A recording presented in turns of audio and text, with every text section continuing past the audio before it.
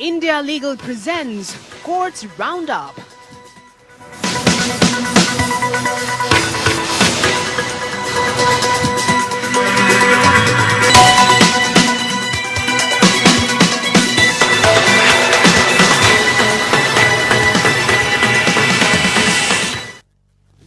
नमस्कार, मैं हूं आपके साथ नेहा दुबे। कोर्ट्स राउंडअप में आपका बहुत स्वागत है। इस बुलेटिन में अगले आधे घंटे हम आपको कोर्ट से जुड़ी तमाम छोटी बड़ी खबरों से करवाएंगे रूबरू।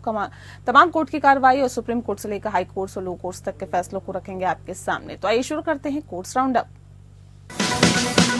India Legal presents Courts Roundup.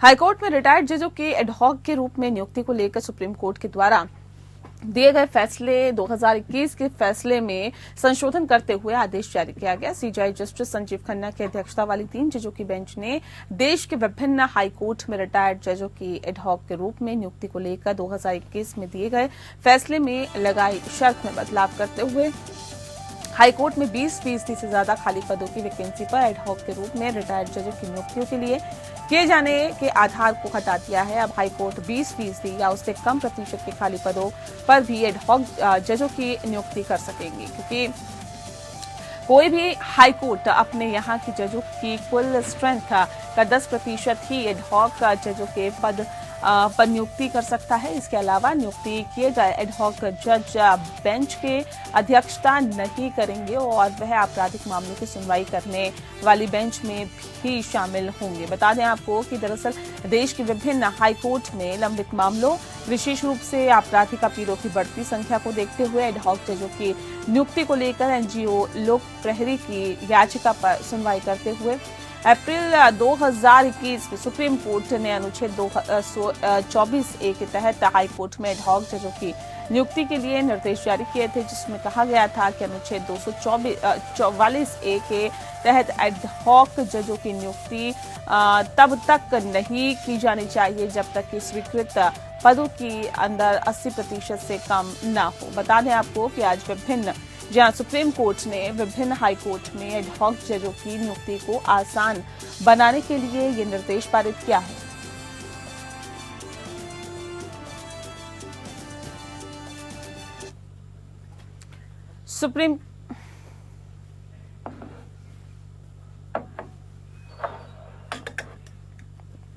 Supreme court ने गिर सोमनाथ विध्वंस स्थल पर स्थित एक दरगाह पर 1 से 3 फरवरी के बीच उर्स आयोजित करने की अनुमति मांगने वाली अर्जी खारिज कर दी है। गौर करने वाली बात यह है कि गुजरात हाईकोर्ट द्वारा विध्वंस पर रोक लगाने के साथ ही इनकार करने को चुनौती देने वाली विशेष अनुमति याचिका सुप्रीम कोर्ट में लंबित है। आवेदक की ओर से पेश सीनियर एडवोकेट सैयद ने कहा है कि अधिकारियों ने ये कहते हुए उर्स की अनुमति देने से इनकार किया कि उस स्थान पर कोई दरगाह नहीं है। गुजरात राज्य की ओर से सॉलिसिटर जनरल तुषार मेहता ने कहा है कि मंदिरों सहित सार्वजनिक भूमि पर अतिक्रमण करने वाली संरचनाओं को उचित प्रक्रिया का पालन करने के बाद कानूनी रूप से ध्वस्त कर दिया गया है। ये कहते हुए कि सभी धर्मों में अनधिकृत निर्माण को ध्वस्त कर दिया गया है। एसजी ने जोर देकर कहा कि धार्मिक भेदभाव का कोई कारण नहीं था और एसजी ने यह भी कहा है कि साइट पर कोई संरक्षित स्मारक मौजूद नहीं था। अपने बयान को पुष्ट करने के लिए पुरातत्व विभाग द्वारा दायर हलफनामे का हवाला दिया और उन्होंने कहा कि उक्त भूमि पर हिंदू धार्मिक अनुष्ठानों सहित किसी भी धार्मिक गतिविधि की अनुमति नहीं दी जा सकी है। और सॉलिसिटर जनरल ने अपने पहले के वचन का हवाला दिया है, संपत्तियां तीसरे पक्ष को आवंटित नहीं की जाएंगी। कहा कि सोमनाथ मंदिर ट्रस्ट को भी अनुमति नहीं दी गई थी। सॉलिसिटर जनरल ने यह भी तर्क दिया है कि याचिकाकर्ता को वर्तमान आवेदन में राहत नहीं दी जा सकती है, जो कि एक अवमानना याचिका में दायर एक अंतरिम आवेदन है। न्यायालय ने गुजरात के अधिकारियों के खिलाफ अपमानना मामले में दायर आवेदन पर विचार करते हुए यह आदेश पारित किया, जिसमें आरोप लगाया गया कि 27 से 28 सितंबर के बीच पीर हाजी मंगरोली शाह दरगाह को बिना किसी पूर्व सूचना के अवैध रूप से ध्वस्त कर दिया गया और ये ध्वस्तीकरण पर न्यायालय के स्थगन आदेश का उल्लंघन है। जवाब में सॉलिसिटर जनरल तुषार मेहता जो गुजरात के लिए पेश हुए और कहा कि उन्हें आवेदक के स्थान पर के बारे में जानकारी नहीं थी और उस स्थान पर कोई दरगाह नहीं है। एसजी ने आगे बताया कि न्यायालय के पिछले आदेशों के अनुसार भूमि सरकार के कब्जे में थी।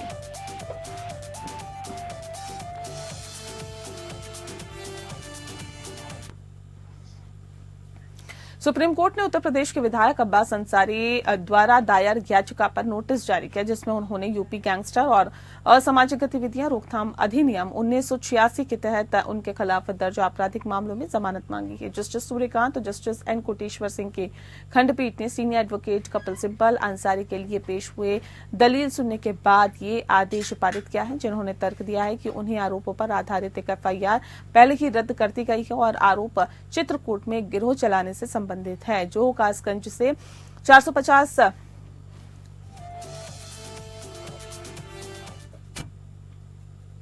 किलोमीटर दूर है, जहां अंसारी पिछले 1.5 साल से हैं। सिब्बल की दलीलों के जवाब में सॉलिसिटर जनरल, जी हां, आपको बता दें कि additional solicitor general KM Nataraj UP सरकार के लिए पेश हुए हैं और ऐसे में जवाबी हलफनामा दाखिल करने के लिए समय मांगा। अनुरोध को स्वीकार करते हुए खंडपीठ ने ASG को 2 सप्ताह का समय दिया। अदालत द्वारा मामले को अलग करने से पहले सिब्बल ने प्रस्तुत किया कि हाल ही तक अंसारी वर्चुअल रूप से मुकदमे की कार्रवाई में भाग ले रहे थे। हालांकि हाल ही में अधिकारी ये संदेश दे रहे हैं कि वे आएंगे और उसे शारीरिक रूप से ले जाएंगे। स्थानांतरण के दौरान पुलिस मुठभेड़ों में आरोपियों की मौत की पृष्ठभूमि में किसी भी अप्रिय घटना के घटित होने की आशंका जताते हुए सिब्बल ने न्यायालय से इस संबंध में कुछ नरमी बरतने का अनुरोध किया है। जो भी हो, चूंकि याचिका में ऐसा कोई कथन या प्रार्थना नहीं की गई, इसलिए पीठ ने कोई निर्देश पारित नहीं किया। हालांकि इसने स्पष्ट किया है कि अंसारी को जमानत याचिका में नहीं की गई है और किसी भी प्रार्थना के लिए हाईकोर्ट जाने की स्वतंत्रता होगी, जिस पर तत्काल प्रारंभिक सुनवाई की जाएगी। अंसारी ने यूपी गैंगस्टर एक्ट के तहत इस मामले में जमानत की मांग करते हुए सुप्रीम कोर्ट का दरवाजा खटखटाया था। उस याचिका पर विचार नहीं किया गया। ये देखते हुए कि अंसारी को पहले हाईकोर्ट का दरवाजा खटखटाना चाहिए, तदनुसार आदेश के अंदर अंसारी को हाईकोर्ट का दरवाजा खटखटाने की स्वतंत्रता प्रदान की। साथ ही हाईकोर्ट से अनुरोध किया कि जमानत याचिका दायर करने के 4 सप्ताह के भीतर फैसला करें।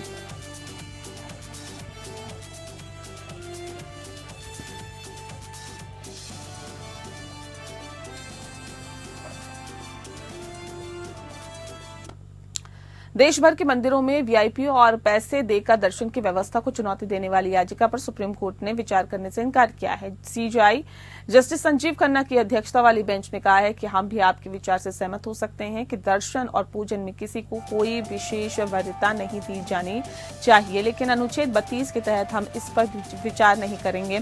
वहीं याचिकाकर्ता के वकील ने कहा है कि इस तरह की व्यवस्था से कई जगहों पर मंदिर में भगदड़ की घटना भी हो चुकी है। ये सरकारों का संवैधानिक दायित्व है कि वह असमानता दूर करने के लिए कदम उठाए।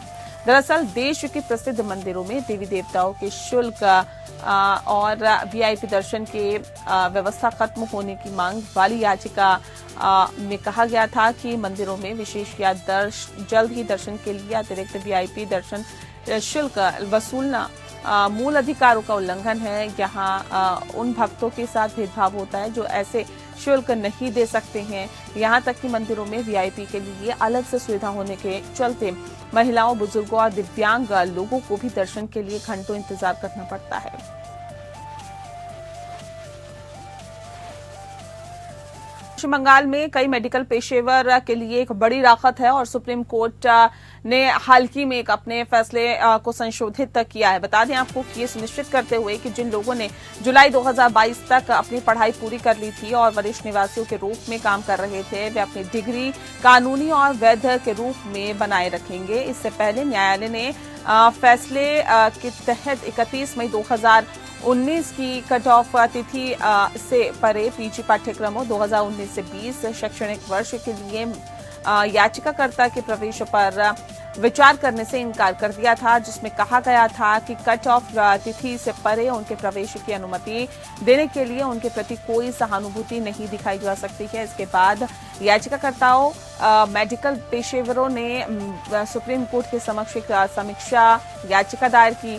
Chief justice Sanjeev Khanna, justice Sanjay Kumar और जस्टिस KV विश्वनाथन की खंडपीठ ने पुनर्विचार याचिका पर सुनवाई की। देखते हुए कि जुलाई 2022 में यानी निर्णय की तारीख से पहले उन्हें डिग्री प्रदान की गई थी, न्यायालय ने उन याचिकाओं की मेडिकल डिग्री को मान्य किया है जिन्होंने जुलाई 2022 तक अपनी शिक्षा पूरी कर ली थी और वरिष्ठ निवासियों के रूप में काम कर रहे थे। कोर्ट ने कहा कि पक्षों के लिए विद्वान वकीलों को सुनने और मामले के अजीबोगरीब तथ्यों और परिस्थितियों को देखते हुए वर्तमान समीक्षा याचिकाओं को इस हद तक अनुमति दी जानी चाहिए कि समीक्षा याचिकाकर्ता जिन्होंने जुलाई 2022 के महीने में अपनी पढ़ाई पूरी कर ली है, उसके बाद नियुक्त किए गए थे और वरिष्ठ रेजिडेंट के रूप में काम कर रहे थे, उन्हें उनकी डिग्री से वंचित नहीं किया जाना चाहिए। दूसरे शब्दों में सिविल अपील के लिए पारित इस न्यायालय के फैसले के बावजूद उन्हें दी गई डिग्री को कानूनी और वैध माना जाएगा। हालांकि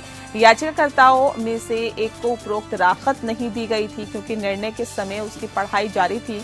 इसके बजाय न्यायालय ने उसे उत्तर बंगाल मेडिकल कॉलेज दार्जिलिंग पश्चिम बंगाल में अपनी पढ़ाई जारी रखने के लिए अनुमति दी।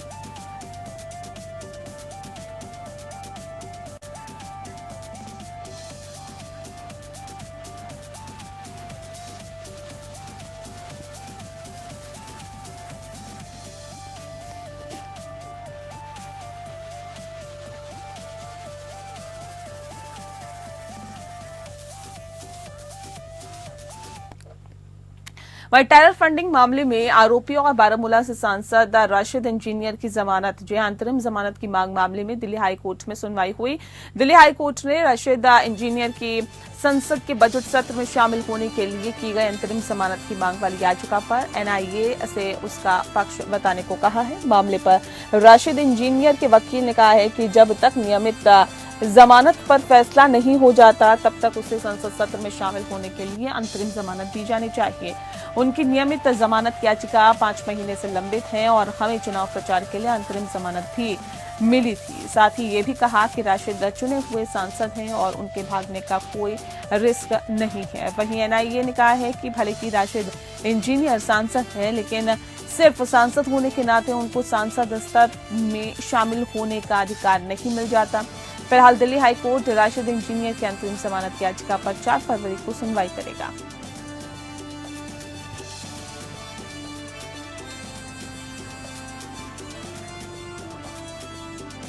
फिलहाल दिल्ली दंगों पर आधारित फिल्म दिल्ली 2020 को रिलीज पर रोक लगाने की मांग मामले में दिल्ली हाई कोर्ट में सुनवाई हुई। याचिकाकर्ता के वकील महमूद प्राचा ने कहा है कि जब तक केस यहां पर लंबित है तब तक फिल्म के ट्रेलर पर भी रोक लगाई जाए। फिल्म के ट्रेलर को रिलीज करने के लिए भी सर्टिफिकेट की जरूरत होती है। कोर्ट ने याचिकाकर्ता से पूछा कि आपका कहना है कि फिल्म के सर्टिफिकेट दिशा निर्देशों के विपरीत है, क्या आपका इरादा ये जांचने का नहीं है कि आपने प्रमाण पत्र क्यों नहीं लिया है। एएसजी ने कहा है कि कोई सर्टिफिकेट अभी नहीं मिला है, इसीलिए याचिका सुनवाई योग्य नहीं है। वहीं प्रोडक्शन हाउस की तरफ से कहा गया है कि हमने सर्टिफिकेट के लिए आवेदन किया है लेकिन अभी तक नहीं मिला है। शर्जील इमाम के वकील ने कहा है कि ट्रेलर में शर्जील इमाम को दिखाया गया था।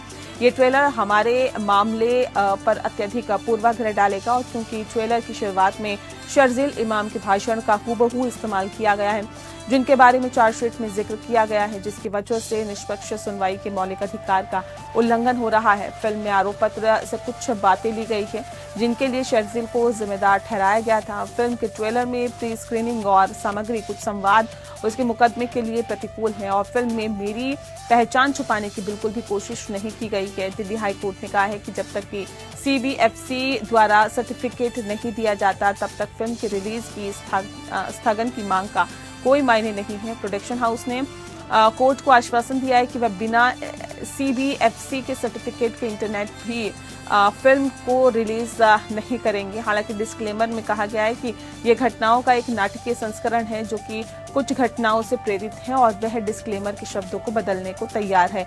दिल्ली हाई कोर्ट ने पूछा है कि क्या याचिकाकर्ता का असली किरदार है या उसको ड्रामाटाइज किया गया है। प्रोडक्शन हाउस ने कहा है कि यह तय सीबीएफसी को करना है।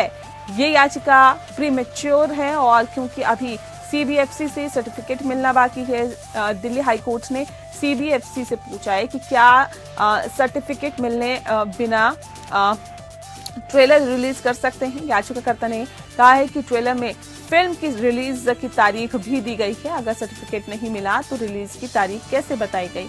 शर्जील इमाम के वकील ने कहा कि सिर्फ नाम लेना जरूरी नहीं है, ट्रेलर मुझे फंसा रहा है।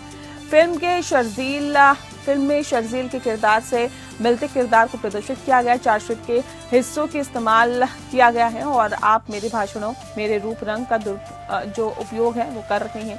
इस फिल्म में चिकन नेक का इस्तेमाल चार्जशीट में पुलिस ने मेरे लिए किया है और ऐसे में पुलिस का कहना है कि मैंने ये शब्द बोले थे। 24 मई 2020 की तारीख दिखाई गई है। दिल्ली हाई कोर्ट ने कहा है कि फिल्म का आपका नाम नहीं है और आपको दर्शाया नहीं गया है। क्या जो डायलॉग फिल्म में इस्तेमाल किए गए हैं उसका आपके पास कॉपीराइट है? शर्जील इमाम के वकील ने कहा है कि जब तक मेरा ट्रायल पूरा नहीं हो जाता तब तक फिल्म रिलीज पर रोक लगाई जाए। फिलहाल दिल्ली हाई कोर्ट ने दिल्ली दंगों पर आधारित फिल्म दिल्ली 2020 को रिलीज पर रोक लगाने की मांग वाली याचिका पर अपना फैसला सुरक्षित रख लिया है।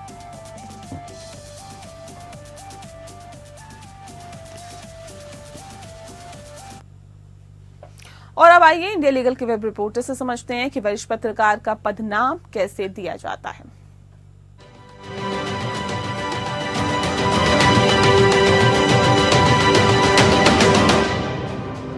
सीनियर एडवोकेट का डेजिग्नेशन कैसे होता है?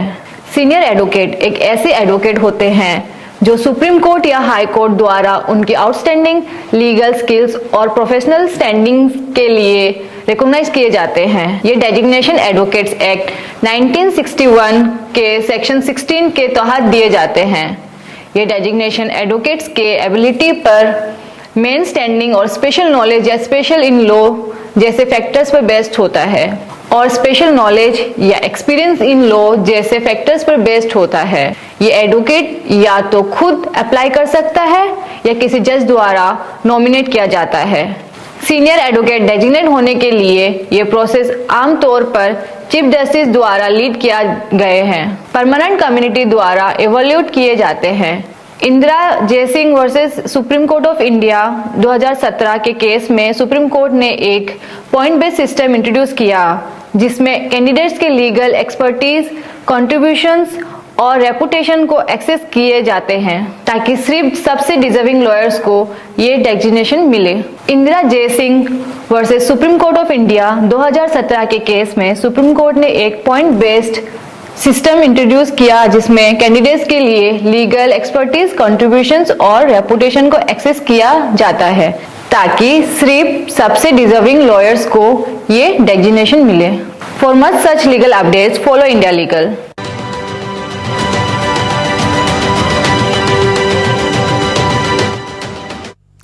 वहीं सुप्रीम कोर्ट ने राष्ट्रीय जांच एजेंसी से पूछा है कि ट्रायल कोर्ट को 2020 के बेंगलुरु दंगों के मामले में आरोपियों के खिलाफ आरोप तय करने के और ट्रायल शुरू करने में कितना समय लगेगा। कोर्ट शब्बर खान द्वारा दायर जमानत याचिका पर विचार कर रहा था जिस पर 11 अगस्त 2020 को बेंगलुरु में हुए दंगों से संबंधित यूएपीए मामले में आरोप पत्र दाखिल किया गया और कथित तौर पर एक फेसबुक पोस्ट के लिए जिसमें कथित तौर पर पैगंबर मोहम्मद पर अपमानजनक टिप्पणी की गई। एनआईए के अनुसार प्रतिबंधित पॉपुलर फ्रंट ऑफ इंडिया की राजनीतिक शाखा social democratic party of India के सदस्य इसमें शामिल थे। कथित तौर पर सदस्यों ने डीजे पर एक बड़ी भीड़ जुटाने की साजिश रची। 11 अगस्त की रात को हल्ली और केजी हल्ली पुलिस थानों में घुसकर पुलिसकर्मियों पर हमला किया और आम जनता तथा पुलिस थाने के वाहनों में तोड़फोड़ भी की। जस्टिस बीबी नागरत्ना और जस्टिस सतीश चंद्र शर्मा की खंडपीठ के समक्ष याचिकाकर्ता के वकील ने 4 साल और 1 महीने की लंबी अवधि की कैद पर सवाल उठाया। शुरू में उन्होंने कहा कि याचिकाकर्ता के खिलाफ आरोप ये है कि वह भीड़ के साथ मिलकर मोटरसाइकिल जलाने के लिए जिम्मेदार हैं। उनके अनुसार 198 के खिलाफ एफआईआर दर्ज की गई जिसमें से 138 लोगों के खिलाफ आरोप पत्र दाखिल किया जा चुका है। 138 में से 25 के खिलाफ यूएपीए के तहत आरोप लगाए गए। वकील ने कहा है कि एफआईआर में उनका नाम नहीं है। पूरे राज्य के लिए मुकदमा चलाने के लिए केवल एक एनआईए कोर्ट है। उन्होंने तर्क दिया कि इस मामले में 254 गवाहों की जांच एक कोर्ट द्वारा की जानी है जिस पर भी बहुत ज्यादा बोझ है। इसके विपरीत एएसजी ने कहा है कि मुकदमे की शुरुआत में देरी हुई क्योंकि याचिकाकर्ता ने पहले मंजूरी देने वाले प्राधिकारी की जांच करने के लिए आवेदन किया था। जस्टिस नागरत्ना ने पूछा कि क्या यूएपीए मामले में किसी भी आरोपी को जमानत दी गई। याचिकाकर्ता के वकील ने जवाब दिया कि जिन 25 लोगों के खिलाफ यूएपीए के आरोप लगाए गए उन्हें जमानत नहीं दी गई। देखिए, अगर बड़ी संख्या में लोग हैं तो मुकदमा लंबा चलेगा और हर कोई इसमें फंस जाएगा। मामला अब 13 फरवरी को सूचीबद्ध है।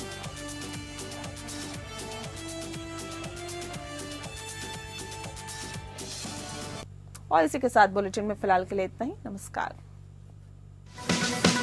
India Legal presents Courts Roundup.